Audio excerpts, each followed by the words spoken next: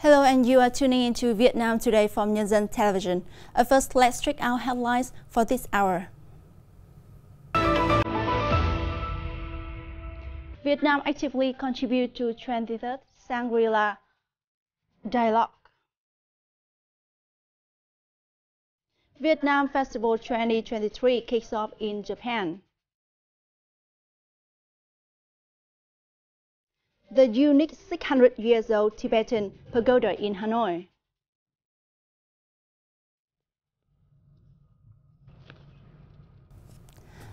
Now, top news. The Vietnamese delegation to the 20th Shangri-La Dialogue, led by Deputy Minister of Defense Senior Lieutenant General Hoàng Xuân Chiến, attended plenary sections, the official banquet and bilateral meetings on the sidelines of the event, which took place in Singapore from June the 2nd to the 4th.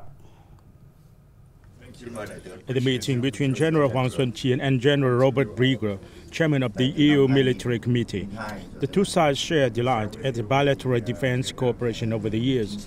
Brigger thanked Vietnam for sending two officers to work as lecturers at the EU training mission in the Central African Republic and affirmed that the EU will continue to send their officers to support the Vietnam Department of Peacekeeping Operations. General Chiến highly valued the outcomes of the bilateral cooperation in training and proposed the EU side to continue to further promote cooperation in overcoming the war consequences in Vietnam. At a meeting with Cipolla Christine, International Committee of the Red Cross Regional Director for Asia Pacific, General Chiến spoke highly of the fruitful cooperation between Vietnam and the ICRC in training, UN peacekeeping and war aftermath settlement. Christie lauded the Vietnamese Ministry of National Defense's efforts to popularize the international humanitarian law and the law of armed conflict.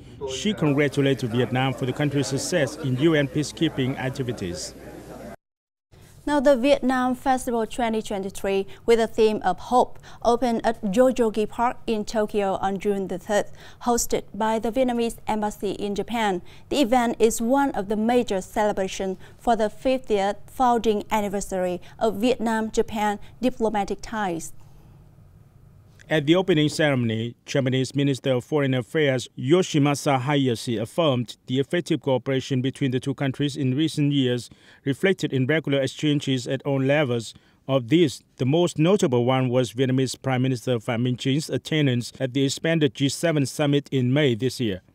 Vietnamese Deputy Minister of Foreign Affairs Lê Thị Thu Hằng said that as the largest ever of its kind, the Vietnam Festival 2023 shows the wishes of governments, localities and people of the two countries to join hands towards the future, entering a new stage of development. The annual festival in Tokyo offers an opportunity for the Vietnamese community in Japan and Japanese friends to exchange and enjoy Vietnamese music, arts and cuisine, thereby understanding more about each other. The rapid expansion of foreign food and beverage F&B chains in Vietnam was making the domestic market more robust, despite the trend of tightening spending in a global downturn. Recently, Misue, a Chinese chain of fresh ice cream and tea stores focusing on the low-end market, announced it has reached 1,000 stores through franchising after nearly 5 years of operation in Vietnam, a scale that no F&B brand has ever reached. Despite the global economic slowdown, top-of-mind F&B brands expanded their chains after the COVID-19 pandemic. As of February, Highland Coffee had around 600 stores, an increase of 63.5% compared to March 2021. Trung Nguyen E Coffee nearly doubled its stores in 2 years. Coming up next, Hue International Kite Festival 2023 opens. Now, Vietnam athletes claim more Paralympic golds. Now, the Hue International Kite Festival 2023 was opened in Hue City, the central province of Thừa Thiên Huế, as part of the Hue Festival 2023. The festival includes many engaging activities such as kite flying demonstration, kite display, and kite making experience. The kite display area will present 120 traditional kites with wingspan from 1.5 to 3 meters in shapes of dragon, phoenix, peacock, hawk, crowned swallow, rooster, butterfly, and goldfish. The festival also sees the participation of kite clubs from Malaysia, Singapore, and Thailand. Now, Vietnamese swimmers on June the 5th won 6 gold medals and set more new records at the 12th ASEAN Paralympic Games taking place in Cambodia. Swimmers Đăng Hoa, Đỗ Thanh Hải, Nguyễn Hoàng Nhã, Võ Huỳnh Anh Khoa, and Võ Thanh Tùng earned 6 gold medals at the ASEAN Paralympic Games on June the 5th. The same day, Nguyễn Thị Hải won a gold in the women's javelin throw F57. A day earlier, she claimed the first gold medal in track and field for Vietnam in the women's shot put F57 event. Her teammate Ngô Thị Lan Thanh also secured a gold in the women's javelin throw F55. The Vietnamese athletics team has so far won 4 gold medals at the ongoing event. Vietnam is set to win 50 to 55 gold medals and named among the top 4 countries in the medal tally at the event.